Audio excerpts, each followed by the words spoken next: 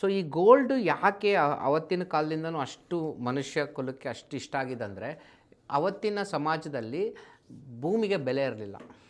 ಸಾಮ್ರಾಜ್ಯಗಳು ಪತನ ಆದ ತಕ್ಷಣ ಆ ಸಾಮ್ರಾಜ್ಯದಲ್ಲಿರೋ ಮನೆಗಳು, ಸೈಟ್ಗಳು ಬೆಲೆ ಇರ್ತಾ ಇರಲಿಲ್ಲ.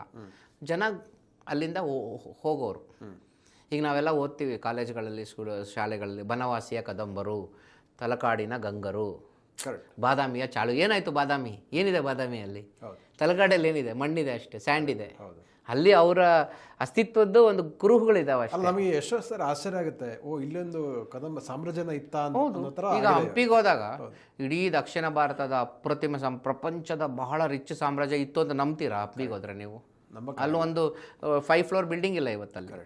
ಸೊ ಅವತ್ತಿನ ಕಾಲದಲ್ಲಿ ಬಂಗಾರನೇ the most valuable asset, because it was movable. Okay, ಆಮೇಲೆ ದೇಶಗಳು ಸೃಷ್ಟಿಯಾದವು, ಬೌಂಡ್ರಿಗಳು ಸೃಷ್ಟಿಯಾದವು, ಯುನೈಟೆಡ್ ನೇಷನ್ಸ್ ಅಂತ ಒಂದು ಸಂಸ್ಥೆ ಬಂತು, ಒಂದು ಪೀಸ್ ಒಂಥರ ನೆಲೆಗೊಳ್ತು ಜನಗಳಿಗೆ. ಓಕೆ, ಇವಾಗ ಬೆಂಗಳೂರಿನಲ್ಲಿ ಸೈಟ್ ರೇಟ್ ಏನಕ್ಕೆ ಬರ್ತಾ ಇರೋದು? ನಾಳೆ ಮಾರಿದ್ರೆ ಯಾವನಾದರೂ ತೊಗೊಳ್ತಾನೋ ಧೈರ್ಯ ಇರೋದಕ್ಕೆ. ಅಕಸ್ಮಾತ್ ನಾಳೆ ಈಗ ಈ ರಾಜೇಶ್ವರಿ ನಗರದಲ್ಲಿ ನೀವೊಂದು ಪ್ರಾಪರ್ಟಿ ತೊಗೊಳ್ತೀನಿ, ನಾಳೆ ಮಾರಕ್ಕೆ ಹೋದಾಗ ಯಾರು ತೊಗೊಂಡಿಲ್ಲ ಅಂದರೆ ರೇಟ್ ಡೌನ್ ಆಗುತ್ತೆ. I will buy a property only when there is a buyer tomorrow when I need. ಅದು ರಿಕ್ವೈರ್ಮೆಂಟ್. ಅದು ಬಂಗಾರಕ್ಕೆ 10,000 ವರ್ಷದಿಂದ ಇತ್ತು, ಬೇರೆ ಯಾವ ಸೆಟ್ಗೂ ಆ ಒಂದು ಪವರ್ ಇರಲಿಲ್ಲ.